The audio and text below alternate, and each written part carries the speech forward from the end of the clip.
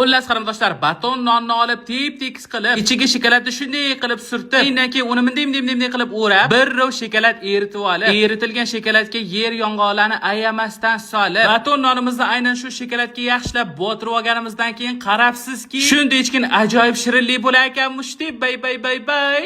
O'xsharmikan-a? Deb turib baton nonlarni oldim qarindoshlar. Baton nonni chin bozor do'kondagi o'qlov bilan tekislab chiqsa, negadir videoda ko'rsatilgandagi chiroyli bo'lib tekis bo'lmadi deymani baton nonni. Ha, mayli endi, meni urishadigan qaynanam bormi deb ishimni davom ettirdim qarindoshlar. Tekislangan baton nonga chiroyli qilib shokoladni surtib, mindim qilib gilamni o'ragandek o'rab chiqdim. Bir rov qarindoshsiz shokoladni eritilgan shokoladga yong'oqlarni solib, mashina o'zini yeb qo'ya qolsa bo'lmasmikan-a? Buni qarang. Ishtaxon ochishini minday qilib o'ralgan baton nonimizni olib shokoladga yaxshilab botirdim. Birram ishtaxani ochadigan narsa bo'lyapti-yu, buni qaranglar. Oson ekan. Baton nonni olasizlar, shokoladga yaxshilab botirasizlar, bo'ldi, shirinlik tayyor deydi. Shirinligimizni 15 minut xolodilnikka qo'yib muzlatgandan keyin degustatsiyaga tayyor bo'ldi va sirrazi degustationni boshlavordim qarindoshlar. Mazasi shunaqangi zo'r bo'lar ekan. Zo'ran qarindoshlar, umuman pishirilmaydigan, oddiygina baton nondan tayyorlanadigan shirinlik yoqdimi sizlarni bilmadim-u, menga mazasi shunaqangi yoqdi, juda ham zo'r chiqar ekan. Uyda o'piz g'atini tayyorlab ko'ringlar. Dieta qilib ozvatgan tanishingizni bu retseptni tashab qo'yish esdan chiqmasin-a.